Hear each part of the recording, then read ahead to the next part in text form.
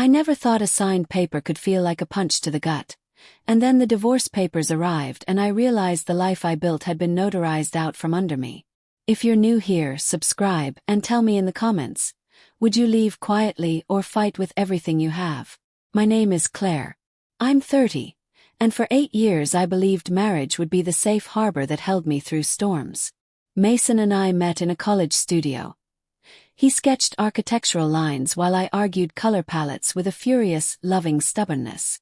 We were the kind of couple people said had chemistry, the kind who finished each other's sentences and made each other laugh until coffee came out of noses. We married young, bought a small townhouse, and scraped together a life that felt expensive only in memory. I worked freelance design. He worked at a contracting firm and eventually started a small development side hustle. We were normal. We were happy. Or at least I thought so. The first sign was practical. A late-night email from our bank flagged by a security check. Mason waved it off as business transfers and told me not to worry. It's just the accounts, he said. But when you live with someone, you learn the sound their worry makes. And his voice when he lied didn't sound like worry. It sounded like someone rehearsing an alibi. That winter, I came home from a client presentation to find a suitcase in the hallway and a scarf that smelled like someone else's perfume on our coat rack.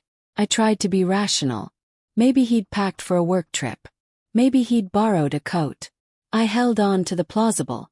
But plausible is a paper raft in a storm. Over the next 4 months small things accumulated. Deleted messages, dinner meetings he'd forgotten to mention, and a second credit card bill that charted dinners at a restaurant I'd never heard of. Yes.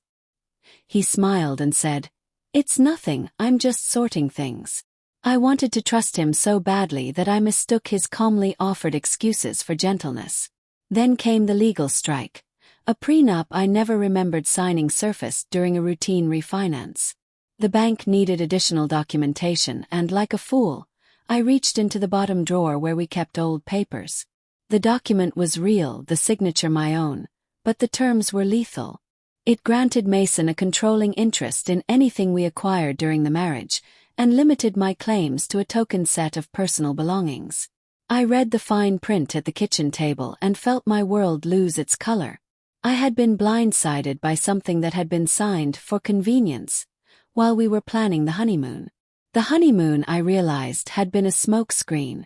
People imagine betrayal as an emotional thing, a kiss, a lie told in bed.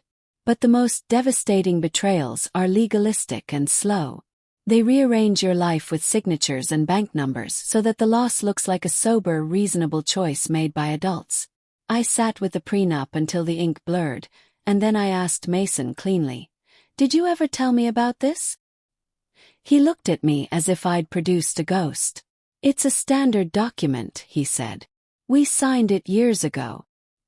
He sounded honest, and something in me wanted to believe that my ignorance was my fault and not his. I didn't scatter in public. I didn't call his mother and fling accusations. Planted my feet. Revenge in legal fights is theater only when you fail to plan. And I had never been a woman who made big mistakes twice. So I started making a list.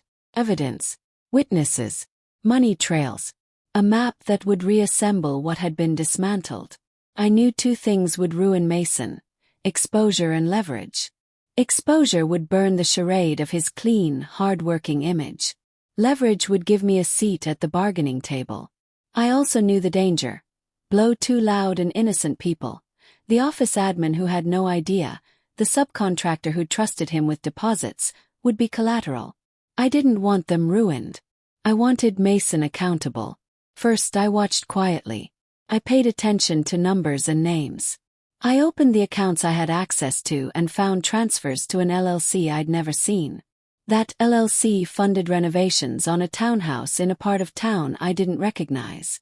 I called the developer's office, posed as an interested renter, and asked about the project. Names rolled out. A subcontractor who had worked for Mason before, an architect whose Instagram showed photos of the project. It was a small web, but webs get bigger when you tug one strand. Second, I followed the money. Mason's company invoices were cleaned up on the surface.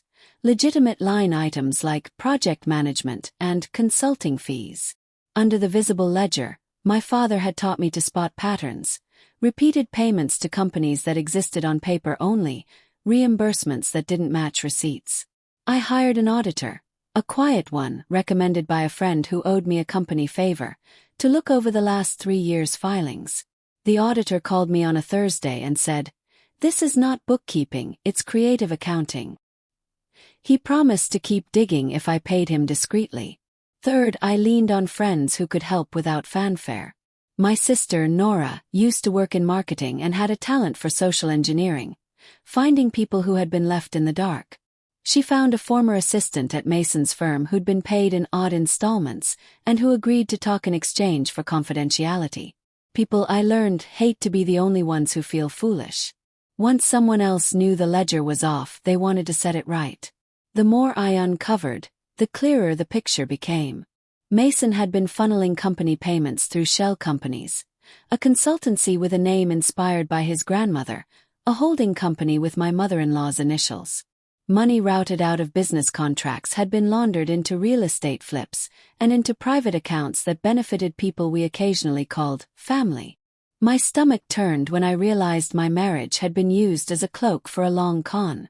The question that burned in me was not only whether Mason had a lover, though he did, but how deep the cartel ran. The evidence gave me options.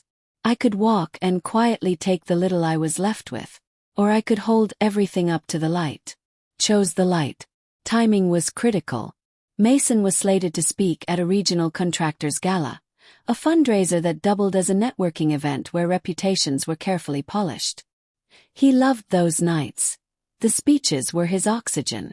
If I could make the truth public there, in front of peers and journalists, his carefully curated image would be irreparably tarnished. But a public reveal required airtight proof. I couldn't rely on hearsay or rage. I needed documents, witness statements, and corroboration ready for a press release. For 6 weeks I worked in the dark. I compiled bank transfers, printed invoices, and organized a timeline. The auditor crafted a succinct report. The assistant agreed to a sworn statement about inconsistent payments. My sister coordinated a journalist, one who had covered corporate fraud and had no patience for melodrama.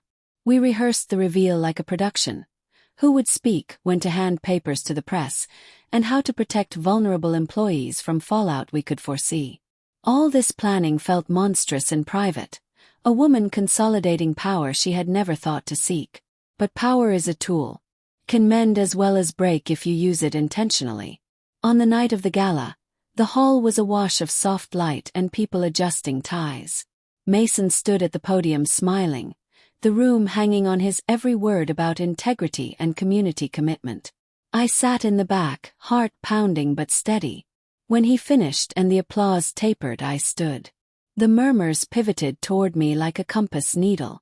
"May I have a moment?" Yes. My voice surprised me with how calm it sounded. The MC blinked, the chairman frowned, and Mason narrowed his eyes like an animal sensing a net. I walked to the front and told the story succinctly. No theatrical flourishes, just the facts. The auditor handed out reports.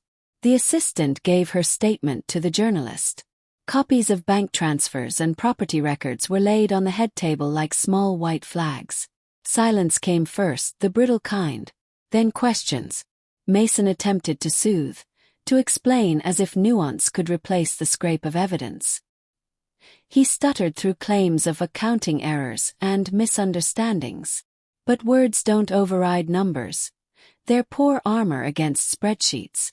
Camera's word. Someone in the front row asked if I had taken legal counsel. I nodded. Another asked if employees had been affected. I said I'd set aside funds to protect staff while investigations proceeded, and it was true. I had anticipated the fallout and planned for it because revenge without responsibility felt like cruelty. The aftermath was messy and violent in the slow way life is violent. Subpoenas, board meetings, frantic calls. Mason was suspended pending an inquiry. Our bank froze certain transfers. His lover, a marketing coordinator who hid behind carefully curated Instagram posts, vanished from the feeds overnight. My mother-in-law refused to answer my calls. People who had once congratulated us at parties now looked at me with a calculating mix of pity and suspicion. Mason did what many do when trapped. He offered bargains. He approached me with a quiet humility that smelled faintly of fear and ego. "We can make this small," he said, voice half pleading, as if our life could be reduced to a negotiation. "We can resolve this privately." I listened and remembered every small lie and the prenup that had been a trap. It was tempting in a human way. Private settlements are soft, familiar, they spare tables from gossip. But I couldn't trade truth for silence, not anymore. There was too much at stake for other people. I filed for divorce and added criminal referrals. The legal process was brutal. Divorce is paperwork that forces intimacy into ink, and the ink in this case showed long patterns of deception. We went to mediation, court, and depositions. Mason's lawyers tried to argue that the shell payments were standard practice in the industry. Consultancies, they said, were common. The auditor and the assistant testified. I sat in witness rooms and heard my life parsed like a contract. But the truth, once turned into evidence, has its own gravity. Mason's company faced fines, and he faced charges for fraud. The prenup was contested. I argued that it had been presented to me under false pretenses and without proper disclosure. I fought for a fair split, not out of greed but out of a sense of right. In the end, the settlement granted me a fair share and, more importantly, a legal apology from the company that admitted oversight and mismanagement. Mason went to prison for a while. Long enough for introspection, short enough to prevent me becoming what I hated. Revenge, I learned, is not a single glorious moment. It is the accumulation of small, disciplined decisions made during nights when you think you could crumble. It is also the work you do afterward, the quiet repair. I used part of my settlement to create a fund for employees who'd been affected, to help cover unpaid wages and to provide legal support to those who needed it. I helped bring in a third-party compliance officer to clean house at Mason's firm. I did things that felt like stitch work rather than spectacle. The hardest part was the personal side. Evenings when the house felt too quiet, the echo of laughter that no longer came.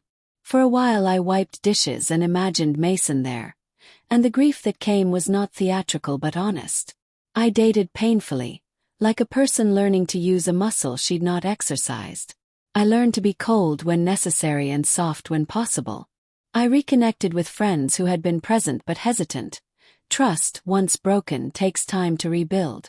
Years later I coach women who find themselves at the edge of betrayal, teaching them to watch numbers as much as emotions. I run a small consultancy that helps small businesses install checks so no one can siphon funds under the guise of family loyalty. My life is quieter now. Keep a small garden. I laugh more slowly and more intentionally. Revenge taught me to breathe.